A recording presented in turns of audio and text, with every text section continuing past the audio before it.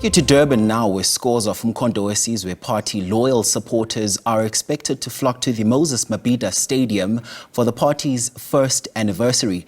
The party was launched on the 16th of December of 2023 when former president of the ANC and state president Jacob Zuma stunned many when he officially endorsed the uMkhonto weSizwe party. Let's bring in colleague Unathi Batyashe, who joins us now. Very good morning to you, Unathi.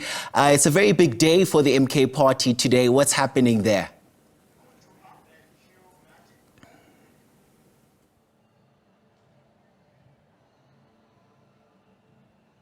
Well, a very good morning to you, and thank you so much for joining us. Good morning, Mgomezulu, and of course to our viewers. We are coming to you live from the Mabhida Stadium in Durban in KwaZulu-Natal. It is the SABC's special broadcast for the 1-year anniversary of the MK party. Of course, a milestone achievement for the party that was literally launched just 5 months before that very hotly contested May 29, 2024 elections. And of course, MK party coming out victorious during those elections, obtaining approximately 14%, in fact, just over 14% of the national vote. And of course, a significant one for the party itself. We are in our makeshift studio right here at the stadium. You won't be able to see what's behind me, but I can tell you we can certainly hear the excitement, the noise on the ground at the stadium as many of the MK party supporters are starting to trickle in. As you've heard from our various journalists who are on the ground, namely Jade Pulse as well as Ayanda Mhlongo, my colleagues who are on the ground at the stadium. They've already spoken to some of the supporters, very excited.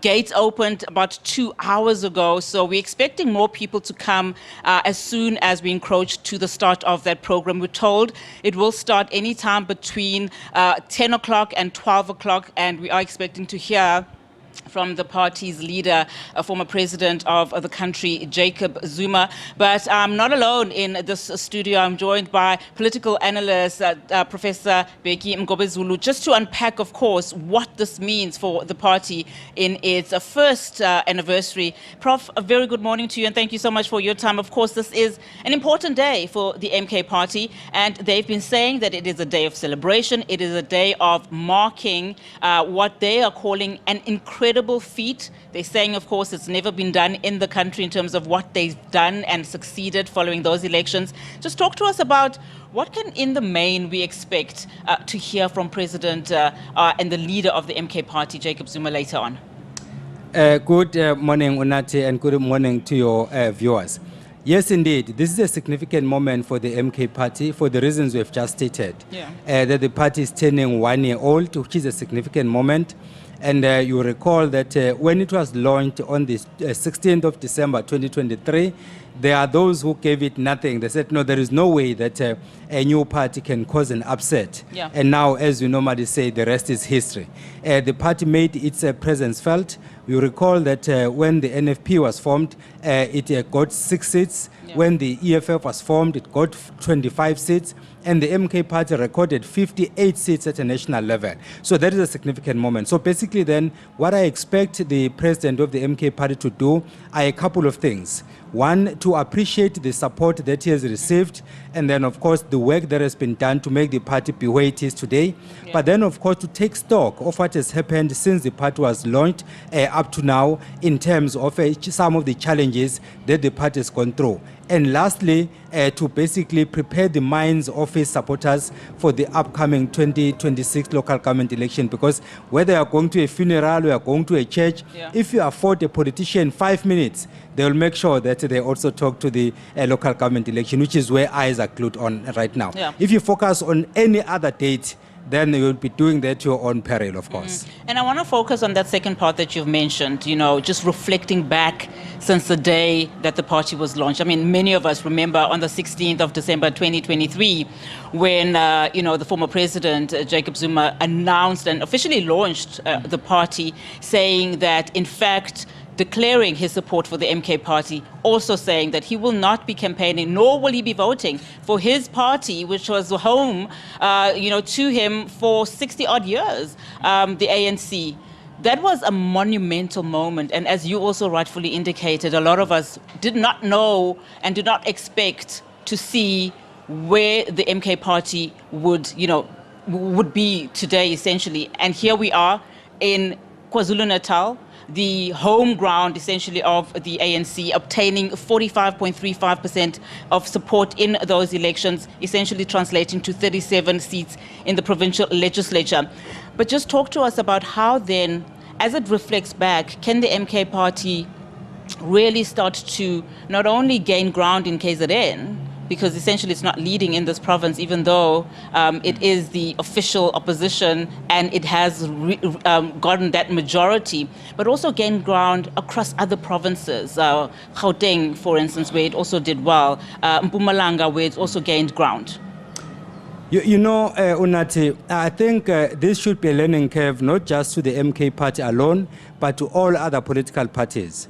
There are political parties I had warned, I won't say which political parties those were, I had warned them that you guys are campaigning for the MK party unwittingly and unconsciously, simply because they were focusing on Zuma as an individual and they were focusing on the MK party as a party, instead of saying to the electorate, this is what we are offering you, or if we have been offering you something, you are going to double it up or going to triple up. So basically, I think that there is a lot that other politicians need to learn, not just the MK party. Because when the party was formed, there are those who made wrong assumptions that this was going to be a KwaZulu-Natal-based political party and it was not going to have any footprints everywhere. Now we all know that when the first results came in, they came from Winnie Madikizela Mandela in the Eastern Cape, and the MK party was number 3. I'm one of the people who asked the question, can you then rescind your statements where you said that the party is only based in KwaZulu-Natal? Yeah. When you started making inroads in places like Mpumalanga and Gauteng, and then of course the story had to change. Unfortunately, some of the politicians failed to read the political rhythm. They still propagated the idea that it was, they called it, it's a Zulu party.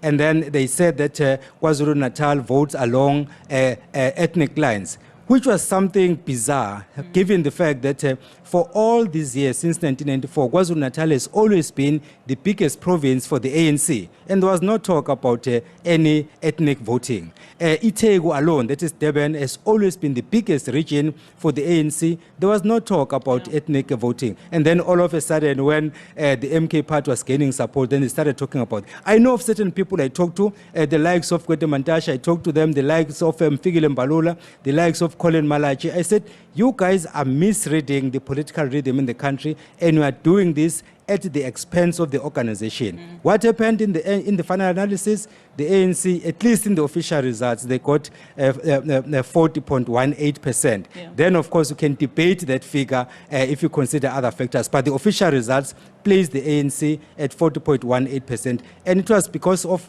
its own making, not any other political party. You talk about misreading. I want us to then read into what we are seeing as a leadership structure of the MK party. Of course, a lot of the makeup of the high command is essentially people who have left other political parties, seemingly people who were disgruntled by other political parties, but also people that have found themselves on the other side of the law. I mean, I can name a few names here. What are we reading into 10 months after the formation of the MK party? They now had their constitution defined, and front and center, of course, we understand that that could very well be the hands of the newly appointed Secretary General of the party, Floyd Shivambu. What do we read into, firstly, this party now starting to form those structures that have been really missing for the better part of the year since it started? No, Unathi, you're asking a very pertinent question, and you're absolutely right that it took time for the party to have a constitution, and that is bound to happen. All new political parties have to go through that process. You don't just come with a constitution today and then tomorrow you have a structure that is permanent. Don't do that, because if you do so, chances are there will be people who will have infiltrated the political party, and then you appoint them into certain leadership positions only to find that they are in fact spying for other political parties. So what you do in that case, you form an interim structure, and then you have a constitution to guide the operations of the party while you are sifting the unwanted members in the party. So by the time you go to a conference, you know for sure that you are going with people who are going to trust. Because if there is a trust deficit amongst members of a political party, then you rush to an elective conference. Once I've been elected into a position, there is no way you are going to kick me out. Because if you want to kick me out, I would say convene a special conference because I was elected at a conference, therefore I'll only be kicked out by a conference. So I think the strategy that they've embarked upon is a correct one. In Germany, they did what they call purification of the Nazi party. Purify yourself first. It's better to go to an election with 100 people instead of 1 million people who are not going to be assisting you in any way, who will be a liability to the organization. So I don't fault them on that one. I think they've done it well. But they must learn also from other political parties. Like, for example, the NFP, when it started, it was rallied around one individual. When Kamakwaza Msib was incapacitated, then there was a problem. Everyone suddenly wanted to lead. No one wanted to be led, and it became a problem. Right now, we all know what the state of the NFP is. The MK party must draw lessons from that. Especially on those lessons, because there is concern, as much as most people don't want to talk about it and reference it. It is that elephant in the room, though, for the MK party, that what happens to the MK party without a Jacob Zuma at the helm, for instance? I mean, just based on that example that you've just gave of various political parties, including the NFP, the question then remains, will it still be the formidable party that we've seen over the past 12 months without Jacob Zuma at the top? That's $1 million question, and it all depends on what the party does behind closed doors. Because you don't have to divulge all your secrets and then make sure everybody knows each and every move you make. But then I assume that the party right now should be planning for that, because they know that the president of the party is at an advanced stage. There will come a time when you'll call it a day and then step aside. Then your question will then become necessary, because then people will be asking what then becomes of the MK party in the absence of its leader. That is where you need strong structures, people who can count on whether you are there or not, they will still do the job. And then secondly, you make sure that the constitution is clear enough as to what happens in the event that the president is either incapacitated or is not available to perform his duties for one reason or the other.